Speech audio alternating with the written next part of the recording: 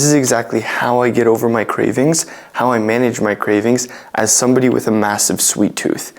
I have a huge sweet tooth. I love chocolates. I love cookies. I love anything like donuts. And back then, it used to really hold me back from being able to lose weight. It used to hold me back quite a bit because, I would always love to snack on these things. I would always love to, go to the convenience store and pick up something quick to munch on. I would always just love to just fill my sweet tooth with it. And I never understood why. I never understood why do I have such a sweet tooth? Why do I have such cravings? Until obviously I started understanding about like blood sugar and how blood sugar works and how I manage my cravings now and better control them.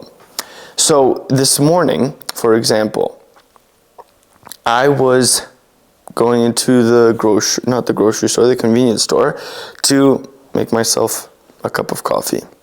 Two shots of espressos and 2 long shots of coffee. So like 4 espressos, we got a nice black coffee. Obviously I was fasted and just going on my morning walk. But I was looking at all the chocolates in the convenience store, and I was thinking to myself, okay, how come I'm not really fiending this? Why am I not like wanting this right now? Why do I not have the urge to buy it? Because, later during the day or like after a big meal, I always have the urge, and sometimes I can't help myself. Sometimes I could stop myself, but now I just like didn't even have a thought behind it. And for example, like a couple of days ago, I went out with my friends, got some pizza, had some calzone, just very high glycemic index foods. And I couldn't help myself. I was just like, I need a chocolate bar right now. I need to eat something sweet.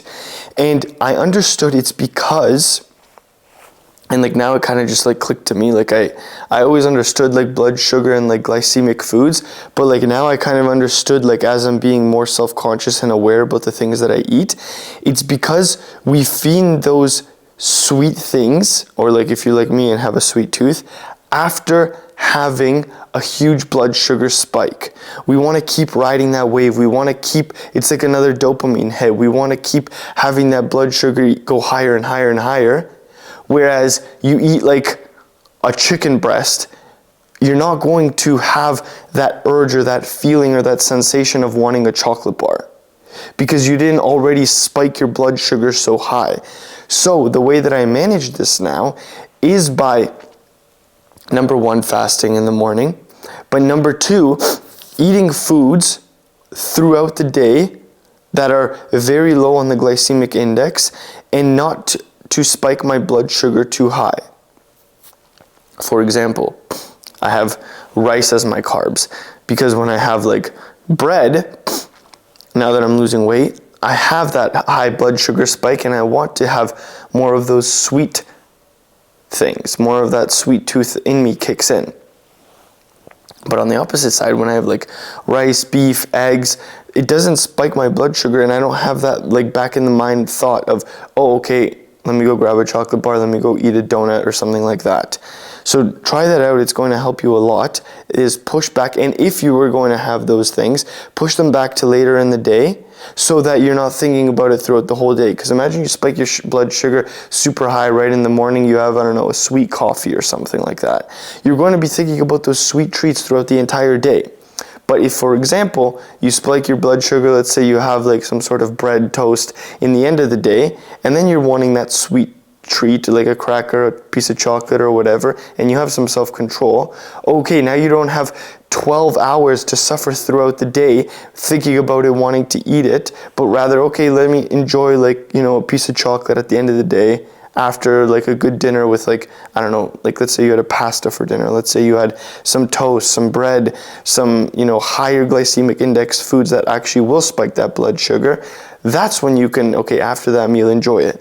But if you have some massive high carb loading meal at the beginning of the day and just absolutely rip through your blood sugar, you're going to be suffering throughout the whole day. So just make it easier for yourself not to suffer throughout the whole day by being conscious about the foods that you eat in the beginning of the day. And then, enjoy something at the end of the day.